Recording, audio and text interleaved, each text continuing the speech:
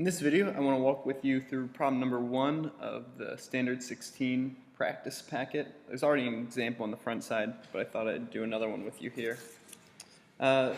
Directions are as follows. Step 1, set the function equal to 0 by replacing f of x with 0. So instead of f of x here, we have a 0. The rest of it's going to stay the same. X squared minus 4x minus 12. Second step, find all solutions to the given equation. I have a quadratic here with all three terms, so I'm looking right now for two numbers that multiply to be negative 12 and add up to negative 4. If it's multiplying to be negative 12, one of them has to be positive, one has to be negative. I'm thinking 2 and 6, but it has to be positive 2 and negative 6 in order to add up to negative 4.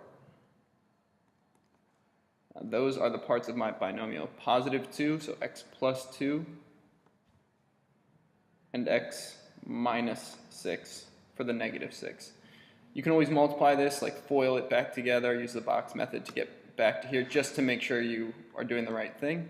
But once you're here, we're moving forward with our zero product property. If you're multiplying two things to get 0, one of those things has to be 0. So x plus 2 equals 0. Or x minus 6 equals 0. Subtract 2 on both sides. Got x equals negative 2.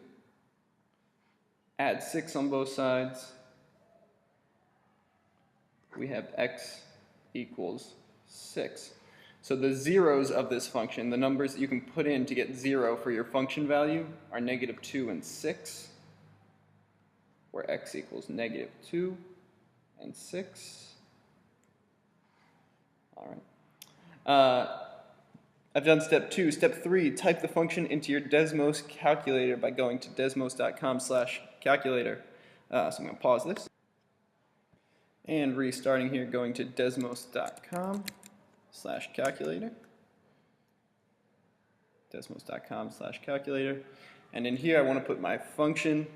The function is f of x equals x, and I'm using the shift 6 here for the up caret, so x squared, hit the right arrow, so we go back on level with our line, minus 4x minus 12. And right now I can't see the whole thing. I want to be able to see where is the y-intercept, where does it hit the y-axis, and where's like the bottom of the parabola, what we call the vertex. I'm going to zoom out one more. And now when I click on this line, I can find all the important points here. This is going to help me with step 4. Step 4 is record the x-intercepts of your parabola, or where the parabola hits the x-axis. That's at negative 2, 0, and 6, 0. I'm recording that on my paper, negative 2, 0, and 6, 0, both of those ordered pairs. And then I'm going to graph every one of those points on my paper. I'm going to go to the paper view now so that you can see what I'm doing on my paper.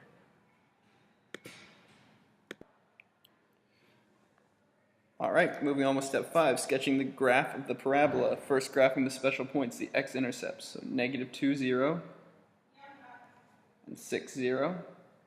Notice I checked my scale. Each one of these is one block. Because if I'm getting to 5 here, it's 1, 2, 3, 4, 5, and 6, 0.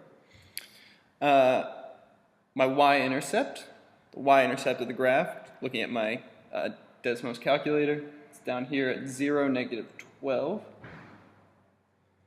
And the vertex, the very bottom of this parabola, that's what we call that shape, is 2, negative 16, one lower than negative 15.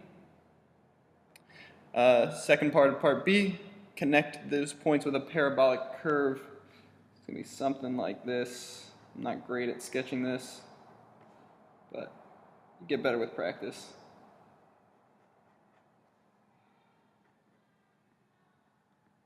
Something like that. All right, part 6. Final part here.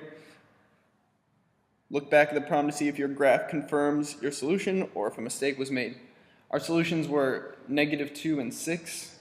We can see here at negative 2 and 6, That's where it's crossing the x-axis. That's where the function is equal to 0. The output is 0. So this is perfect. This confirms that our answer was correct.